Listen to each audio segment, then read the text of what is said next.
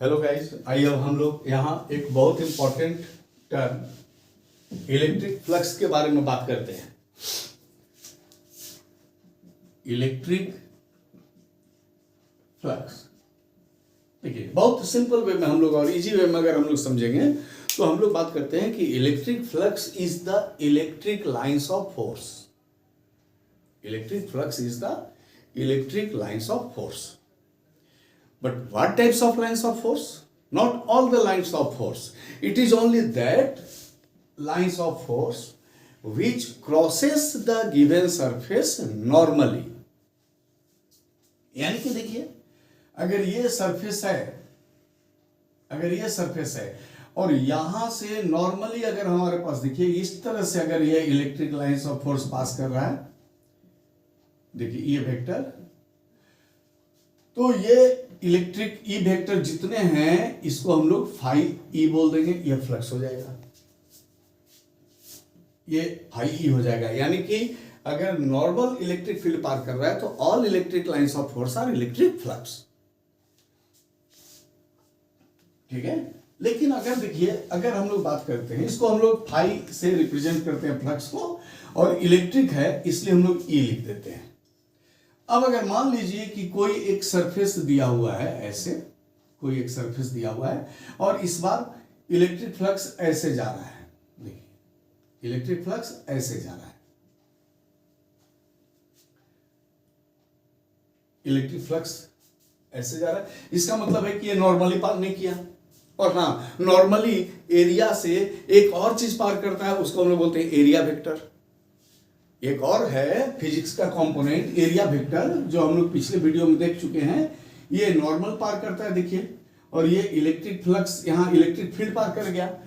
अब ये area vector के डायरेक्शन में नहीं है, कौन नहीं है? इलेक्ट्रिक फील्ड, तो ये फ्लक्स नहीं है। इस केस में हम लोग अगर इसको तोड़ देते हैं तो ये यहां पर एंगल अगर थीटा है तो इस डायरेक्शन में जाएगा ई कॉस थीटा, और इस डायरेक्शन में आएगा ई साइन थीटा। अब यहां पर देखिए, ई साइन थीटा से कोई मतलब नहीं है, मतलब है ई कॉस थीटा से, यानी कि इसका component E cos theta electric flux का काम कर रहा है।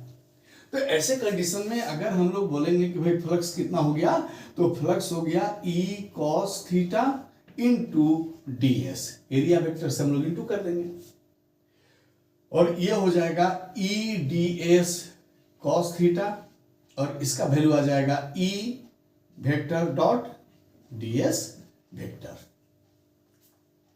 ये फ्लक्स का फॉर्मूला आ जाएगा, इलेक्ट्रिक फ्लक्स का, E vector dot D S vector.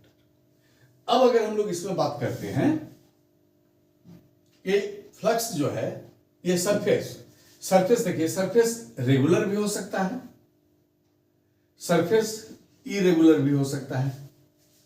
तो अगर सरफेस रेगुलर है, ठीक है, और ये जो फाई है, अगर हम लोग बात करते हैं कि अगर ये छोटा सा है एरिया, तो यहाँ पे डी फाई ई हम लोग को लिखना ज्यादा बेहतर रहेगा, डिफरेंशियल फॉर्म स्मॉल फ्लक्स।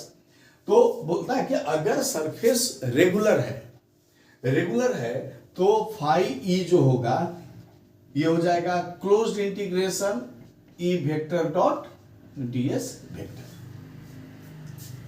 और अगर इरेगुलर है, सरफेस इरेगुलर है, तो फाई हो जाएगा, देखिए समेशन ऐसे E vector dot ds vector, यहां हो जाएगा ऑल एरिया एलिमेंट,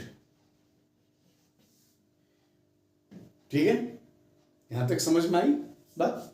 अब बात करते हैं हम लोग, इसका मतलब हो रहा है हमारे पास कि जो फ्लक्स है उसका नॉर्मल फॉर्मूला आ गया E S, E vector into S vector, यानी कि ई एस कॉस थीटा। ये कॉस थीटा पे डिपेंड करेगा, and theta is the angle between E D S vector and E vector. अगर थीटा ग्रेटर देन 90 है, theta greater than 90 है, तो cos theta minus में आ जाएगा, और जब माइनस में आ जाएगा तो वहां पे फ्लक्स क्या हो जाएगा, नेगेटिव हो जाएगा, और हम लोग उस जगह में बोलते हैं कि यहाँ पे नेगेटिव फ्लक्स है, नेगेटिव फ्लक्स। और थीटा अगर जीरो होगा, देखिए कॉस जीरो, कॉस जीरो का वैल्यू हो जाएगा 1, यानी कि ये मैक्सिमम होगा। और थीटा अगर लेस देन जीरो होगा या लेस देन 90 होगा, देखिए लेस देन 90 होगा, लेस देन जीरो मत कीजिए, less than 90, greater than 90, less than 90 और जीरो तो हम लोग ला चुके हैं। तो लेस देन 90 होगा तो क्या हो जाएगा, कॉस का वैल्यू पॉजिटिव होगा, यानी कि 1 से लेके 0 तक में जाएगा। तो यहां पर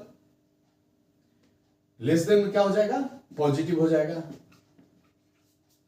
और अगर थीटा इक्वल टू 90 हो जाएगा, यानी कि देखिए ds इधर को जा रहा है और e इधर को जा रहा है, ऐसा भी तो हो सकता है ना। देखिए अगर ds वेक्टर इधर को जा रहा है और e वेक्टर इधर को जा रहा है, इसके बीच का एंगल 90 है, cos 90 0, तो फ्लक्स क्या हो जाएगा 0, यानी कि parallel to the surface, if electric field is parallel to the surface then flux is 0 और फ्लक्स इज एब्सेंट देयर। तो 4 कंडीशन हो गया, थीटा ग्रेटर देन 90 है तो नेगेटिव फ्लक्स है, थीटा इक्वल टू 90 है तो 0 फ्लक्स है, थीटा लेस देन 90 है तो पॉजिटिव फ्लक्स है, और थीटा इक्वल टू 0 है तो मैक्सिमम फ्लक्स है। Thank you.